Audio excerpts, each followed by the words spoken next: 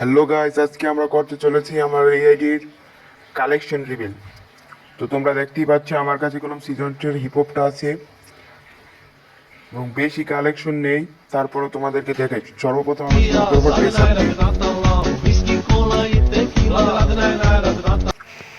দেখতেই পাচ্ছ আমার কাছে কোনো বেশি একটা হেলমেট নেই,